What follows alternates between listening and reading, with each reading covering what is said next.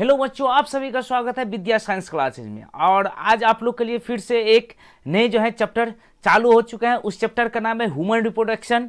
तो आप लोग को उत्साहित होना चाहिए क्योंकि बहुत ही इंटरेस्टेड चैप्टर है आपके एग्जाम के लिए भी और आपके पर्सनल लाइफ से लिए भी। ठीक है, ये एक ऐसा चैप्टर है जिसको बहुत सारे ऐसे टीचर हैं जो उसको नहीं पढ़ाते हैं। अगर आप स्कूल कॉलेज का बात करेंगे तो बहुत जगह ऐसे जो है ये चीज़ नहीं पढ़ाते हैं, लेकिन उन सब के बात को साइड करके आप लोग को एकदम हर एक कंसेप्ट इस क्लास के अंदर आप लोग के साथ साझा करेंगे, जो कि आपके पर्सनल लाइफ से भी रिलेटेड कुछ पर्सनल बातें होते हैं, उसको भी हम आप लोग को बताने वाले हैं। ठीक है, तो ये जो है लेक्चर फर्स्ट होने वाले ह्यूमन रिप्रोडक्शन का। और आपको बता दें कि जो फर्स्ट चैप्टर था रिप्रोडक्शन इन ऑर्गेनिज्म, उसमें हर एक पॉइंट को डिस्कशन करते हुए एकदम लास्ट में जो आपको एमसीक्यू भी बहुत ही अच्छा से करवाए थे। ठीक है, सभी चीज़ बहुत ही इंपॉर्टेंट था, उसको भी आप लोग अगर नहीं देखें तो देख लीजिएगा, जो कि बहुत ही एकदम क्लियर कट वेजिटेशन के साथ आपको इसमें बताए थे। उससे भी और अच्छा प्रोग्रेस के साथ इसमें हम आपको जो है एक एक पॉइंट को सिंगल पॉइंट को यहाँ पर जो है डिफाइन करके आपको बताने वाले। इसलिए लेक्चर को बहुत ही ओरिएंटेड तरीका से चलेगा। और साथ में जब आप लेक्चर अटेंड करें तब आप लोग पेन पेंसिल और कॉपी लेकर 100% अपना साथ रहे, क्योंकि अगर कोई भी चीज़ को अगर आप काम के थ्रू अगर नहीं लेते हैं तो आप उस काम को करने के लिए प्रिपरेशन नहीं हुए। झूठ फूस के यहाँ पर लेक्चर देखने से कोई फ़ायदा नहीं है। इसलिए एकदम ओरिएंटेड होकर के लेक्चर को देखिए, जिससे आपको हर एक चीज़ इसमें कंफर्म हो सके।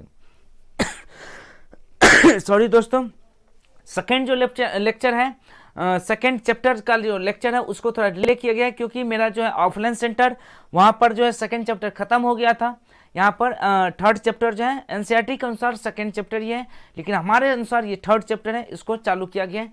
इसलिए यहाँ पर भी कुछ बच्चे ऐसे हैं जो ऑनलाइन देखना प्रीफर करता है, जैसे दोनों का बैलेंस बना रहे। ठीक है, आप लोग के लिए सिंक्रोनाइज वे में वो भी चैप्टर को रिकॉर्डेड फॉर्म में आपको मिल जाएगा। चलिए आज चालू करते हैं लेक्चर फर्स्ट के। तो आप सभी का स्वागत है विद्या साइंस क्लासेज। मैं हूं रुपेश सर आपके।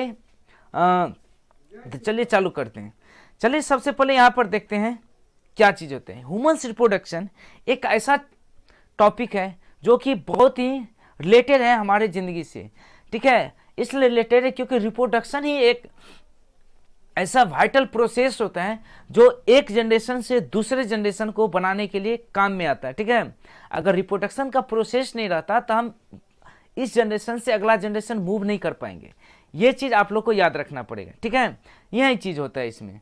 चलिए सबसे पहले ह्यूमन रिप्रोडक्शन में कुछ आपको बातें याद रखना पड़ेगा।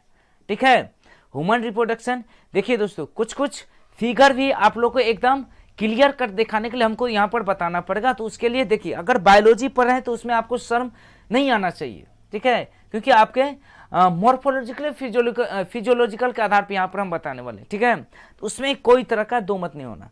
चलिए आप देखते हैं रिप्रोडक्शन क्या होता है। Is the production young ones by an organism. Reproduction के थ्रू क्या होता है, एक नए ऑर्गेनिज्म का इवॉल्वेशन होते हैं, मतलब एक नए ऑर्गेनिज्म को इवॉल्व किया जा सकते हैं, प्रोड्यूस किया जा सकते हैं या बना सकते हैं।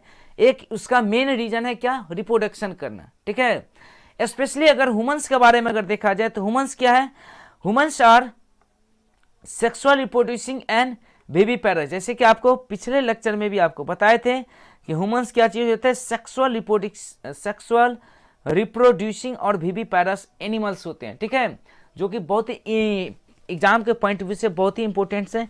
ये जो पॉइंट है आपको नीट के एग्जाम में भी क्लियर कट दिखाई देते हैं। अगर ह्यूमन रिप्रोडक्टिव सिस्टम की अगर बात किया जाए तो उसमें दो टाइप के सिस्टम आते हैं। ठीक है, किसमें मेल के अंदर अलग सिस्टम होगा और फीमेल के अंदर अलग सिस्टम होगा।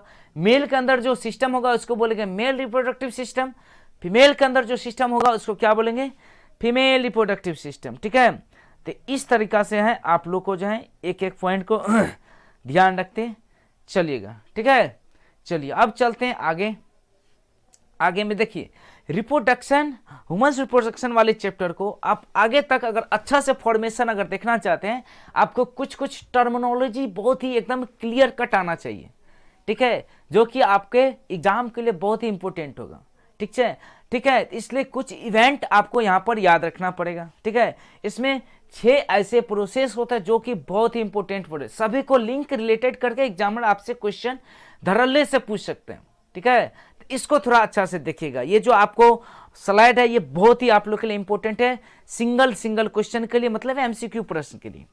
चलिए यहां पर चलिए देखते हैं। सबसे पहले ह्यूमंस क्या होता है, एक सेक्सुअल रिप्रोडक्शन करने वाले ऑर्गेनिज्म होते हैं, विविपेरस और यूनिसेक्सुअल बोलते हैं। क्या बोलते हैं इसे, यूनिसेक्सुअल बोलते हैं, ठीक है। चलिए जितना भी होता है ह्यूमंस के अंदर, इसके पास एक पेयर गोनाड होगा। कितना होगा, एक पेयर का मतलब 2 गोनाड होता है। एक पेयर बोल सकते हैं या 2 गोनाड बोल सकते हैं, ठीक है। रिप्रोडक्टिव गोनाड का मतलब जहां से गैमेट्स का फॉर्मेशन होता है, ठीक है। जैसे मेल के अंदर कौन सा होगा, टेस्टिस क्या होता है, मेल गोनाड होता है, और फीमेल के अंदर ओवरी को हम गोनाड बोल सकते हैं, ठीक है। वही चीज होता है। रिप्रोडक्टिव डक्ट होता है, इसके बाद एसेसरी स्ट्रक्चर होता है, ठीक है। ये चीज इंपॉर्टेंट चीज है। इसके बाद अगर सेक्स ऑर्गन का अगर बात किया जाए, ठीक है, किसके अंदर, मेल के अंदर, तो क्या होता है, टेस्टिस कैसे होता है, पेयर में होता है मेल के अंदर। वहीं ओवरी भी क्या आता है, पेयर में होते हैं, दोनों साइड में दोनों ओर लटका रहते हैं, ठीक। इसके बाद देखा जाए, ये होने के बाद क्या आता है, गेमेट का फॉर्मेशन बनता है। गेमेट हार्मोन्स के थ्रू ऐसे होता है, सेक्स ऑर्गन उसी को बोलते हैं, ठीक है। इसके बाद आगे चलकर कुछ मेन इंपोर्टेंट टर्मिनोलॉजी होते हैं जो कि आपके एग्जाम के लिए बहुत ही फायदेमंद होते हैं, और हर एक पॉइंट के लिए भी, ठीक है, एक सिंगल पॉइंट के लिए बहुत ही इंपोर्टेंट होते हैं, और एग्जामिनर इस पॉइंट से क्वेश्चन लगातार लगभग पूछे जाते हैं, ठीक है दोस्तों। चलिए सबसे पहले आपको क्या करना है, अगर आप लोग इस स्लाइड को देख रहे हैं तो हम साइड हो जाते हैं, आप लोग इसको अच्छा से वीडियो को पॉज करके इसको अच्छा से लिख लेंगे, ठीक है, राइट डाउन कर लेंगे, ठीक है। चलिए आप चलते हैं। सबसे पहले देखते हैं गैमेटोजेनेसिस। गैमेटोजेनेसिस हम किसको बोलते हैं, गैमेटोजेनेसिस हम किसको बोलेंगे, चलिए। गैमेटोजेनेसिस का मतलब जहां भी बायोलॉजी के अंदर जेनेसिस वर्ड आ जाए, चाहे कुछ भी चीज हो, उससे हमको मतलब नहीं है, जहां भी जेनेसिस आएगा उसको हम क्या बोलेंगे, उसका कोई चीज का फॉर्मेशन हो रहा हो बायोलॉजी में, स्पेशली ह्यूमंस बॉडी के अंदर या बॉटनी के अंदर या जोलॉजी के अंदर, दोनों फॉर्मेशन में जहां भी जेनेसिस लगे, ठीक है। जैसे स्पर्मेटोजेनेसिस, स्पर्म का बनना, गैमेटोजेनेसिस, गैमेट का बनना, इम्ब्रायोजेनेसिस, इम्ब्रायो का बनना, जहां भी जेनेसिस वर्ड आएगा उसको हम क्या बोलेंगे, कुछ यहाँ पर बन रहा है। यहाँ पर लिखा गया गैमेटोजेनेसिस में फॉर्मेशन ऑफ गैमेट स्पर्म या ओवा, मतलब जब स्पर्म या ओवा बनता है उसी प्रोसेस को हम क्या बोलते हैं, गैमेटोजेनेसिस बोलते हैं, ठीक है। इसके बाद चलिए अब दूसरा पॉइंट को हम देखते हैं। दूसरा पॉइंट में क्या है, जब गैमेट बन जाएगा उसके बाद क्या होता है, बॉडी के अंदर गैमेट को ट्रांसफर भी करना पड़ता है सेकेंड प्रोसेस में। इसलिए क्या होता है, मेल गैमेट को फीमेल बॉडी के अंदर यूट्रस के अंदर में क्या करना है, ट्रांसफर करना पड़ता है। इसलिए क्या होता है, उसको इनसेमिनेशन, इन का मतलब अंदर जाना, ठीक है, सेमिनेशन मतलब सेमेन को ट्रांसफर करना, मतलब किसी भी बॉडी के अंदर सीमेन को अंदर ट्रांसफर करने की प्रोसेस को हम क्या बोलेंगे, इनसेमिनेशन।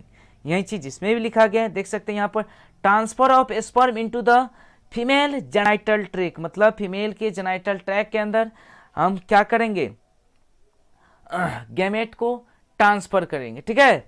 इसके बाद जैसे देखिए, जब गैमेट का ट्रांसफर हो जाएगा, मेल और फीमेल गैमेट्स जब एक साथ आ जाएंगे एक दूसरे के साथ, तो मेल गैमेट भी हैप्लॉइड होता है और फीमेल गैमेट, हमेशा गैमेट क्या होता है, हैप्लॉइड ही होता है। जब क्या उसके बाद क्या होता है, अगला प्रोसेस के ऊपर जाएगा तो दोनों क्या करते हैं, फ्यूज करते हैं, ओवम को क्या करते हैं, स्पर्म उसको फर्टिलाइज करते हैं। इसलिए अगला प्रोसेस कौन सा है, फर्टिलाइजेशन। कौन सा प्रोसेस हुआ, फर्टिलाइजेशन, ठीक है। ये चीज देख सकते हैं कौन सा प्रोसेस है, फर्टिलाइजेशन। फर्टिलाइजेशन में क्या होता है, जब मेल गैमेट्स फीमेल गैमेट्स को फर्टिलाइज करके क्या बनाते हैं, जाइगोट, जो कि क्या होता है, डिप्लॉइड के फॉर्मेशन में होते हैं, ठीक है। ये चीज होता है, कौन बनाते हैं, डिप्लॉइड के फॉर्मेशन में, उसको हम क्या बोलते हैं, फर्टिलाइजेशन, ठीक है। चलिए सबसे पहला प्रोसेस गैमेटोजेनेसिस, सेकंड देख लिए इंसेमिनेशन, इसके बाद फर्टिलाइजेशन, चलिए देख लिए। इसके बाद चलिए चलते हैं चौथा प्रोसेस, वो है इम्प्लांटेशन।